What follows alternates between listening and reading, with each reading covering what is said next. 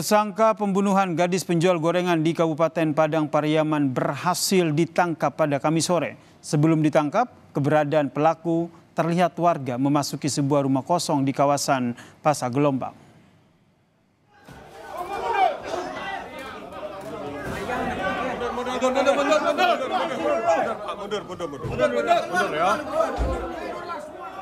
Saat ditangkap saudara, tersangka didapati polisi tengah bersembunyi di dalam loteng rumah.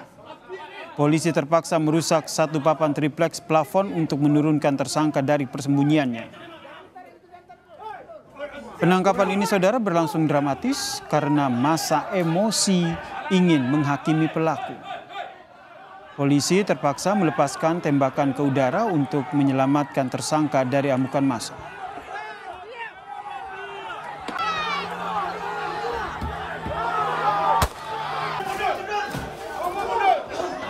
Tepat tadi jam 3 sore kami berhasil mengamankan dan menangkap tersangka yang sampai saat ini dicari, dan benar sesuai dengan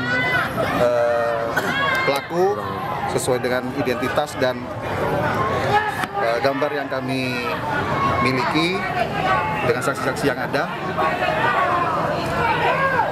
Untuk selanjutnya kami lakukan penyidikan.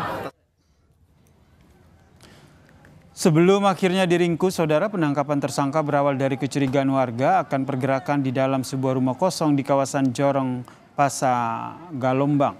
Informasi keberadaan tersangka ini dengan cepat menyebar hingga memancing ratusan warga untuk datang dan mengepung lokasi persembunyian pelaku. Tersangka ditangkap saat bersembunyi di loteng rumah.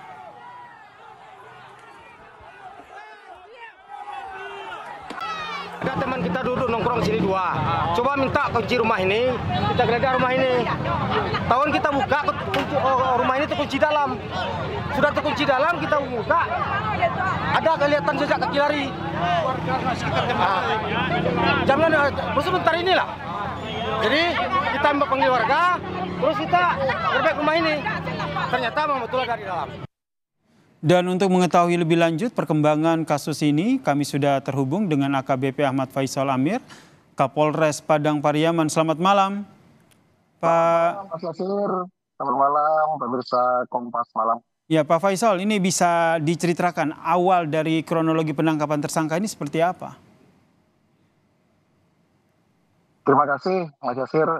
Bahwasanya proses penangkapan ini cukup lama, kurang lebih sekitar 11 hari semenjak ditemukan korban ditemukan di makam yang tidak wajar, dan dari situ kita bergerak melakukan penyisiran di area TKP.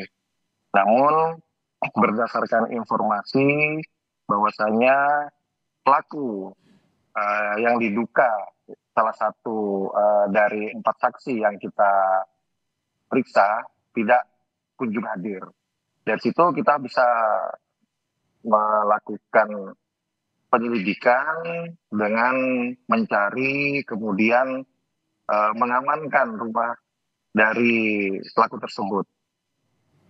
Berjalannya waktu hingga beberapa hari kami kesulitan dalam mencari pelaku ini, dikarenakan informasi dari masyarakat sering menemukan pelaku ini berada di hutan. Disitulah kami melakukan penyisiran bersama tim gabungan dari Ditkrim Polda Sumbar, kemudian dari Polres, dan dibantu masyarakat. Namun tidak kunjung berhasil dikarenakan medan yang cukup ekstrim dan cuaca yang tidak mendukung, hingga kami selalu gagal dalam pencarian perharinya. Tepat tadi di hari Kamis jam 3, dan itu dimulai sejak pagi, kami menginstruksikan kepada seluruh warga atas support dari rekan-rekan Forpimda untuk menerjunkan dan menggerakkan masyarakat mulai dari pagi jam 6 itu menyisir rumah yang ada di sekitarnya, karena di wilayah Kayu Tanam karena ini perkebunan dan perhutanan. Oke, ini akhirnya banyak ditangkap rumah-rumah di kosong sebuah yang rumah tidak ya. ditemui gitu, Pak. Rumah Ya.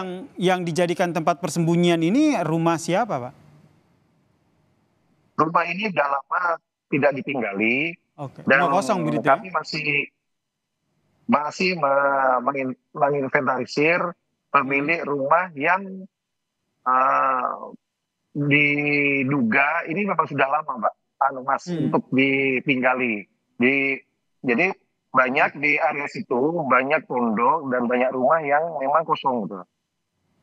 Kemudian Pak Faisal, kalau kita lihat ini berarti pelaku berada di dalam rumah ini hanya 1 hari ini. Kalau kita lihat kan ini ada 11 hari nih.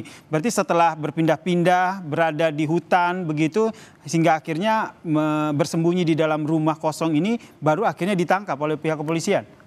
Ya, benar. Penelusuran dari tim bahwasanya masyarakat sering melihat berjalan sendirian pada malam, kemudian subuh di tempat yang berbeda. Bisa di persawahan, kemudian kadang melihat orang yang mau ke kebun itu melihat, tapi jangan jarak pandang yang tidak efektif untuk dilakukan pengejaran. Dan posisi tinggal ataupun persembunyiannya selalu menggunakan tempat-tempat kosong yang orang tidak akan mengira bahwa itu ditinggali oleh seseorang. Oke. Dan akhirnya ketahuan pelaku bersembunyi di sini ini bagaimana awalnya? Apakah ini betul dari informasi warga begitu? Ya, benar. Dari keterangan di lapangan, tim di lapangan bahwasanya tim kami menyebar. Tim kami menyebar di 4 nagari atau 4 desa. Dan masyarakat pun saat itu memang fokus kepada lokasi atau rumah yang sudah lama tidak ditempati. Dan tepat di satu rumah ini melihat ada gelagat, ada orang di dalam rumah tapi terkunci. Dari situlah curiga sehingga melakukan bantuan untuk dibukakan pintu dan tersangka ini lari di atas loteng. Dan akhirnya ditangkap ya. Ini kalau kita lihat kami juga menayangkan bagaimana proses penangkapan ini. Warga sekitar juga cukup emosional begitu ya, ingin menghakimi ya. Memang sudah lama pelaku masyarakat begitu. Bantu mencari dan melakukan penyisiran itu, Mas. Kemudian sejauh ini Pak Faisal, keterangan apa saja yang sudah diperoleh dari tersangka, terutama terkait dengan motif? Pengakuan sementara dari tersangka mengakui bahwa kejahatan yang dilakukan itu dengan membunuh dan memperkosa korban. Saling kenal antara pelaku dan juga korban? Korban sendiri merupakan penjual gorengan yang sudah setiap sore menjajakan gorengannya di area perkampungan, Mas. Jadi mereka sudah tahu. Untuk kedekatannya kami belum bisa dalami. Namun penjual gorengan ini sudah rutin. Setiap sore mereka keliling kampung untuk jual gorengannya. Kalau ini sudah ada indikasi pembunuhan ini sudah direncanakan? Kami dalami, Mas. Malam ini kita intensif untuk didalami modus dan motifnya dari pelaku ini. Oke, yang jelas motif awal adalah pembunuhan dan juga pemerkosaan ya. Ini yang tengah didalami oleh pihak kepolisian pasca menangkap pelaku pembunuh penjual gorengan yang setelah 11 hari begini, masih setelah 11 hari buron ini. Terima kasih Pak Kapolres Padang Pariaman, Pak AKBP Ahmad Faisal Amiri telah berbagi informasi bersama kami di Kompas Malam. Salam sehat Pak Faisal.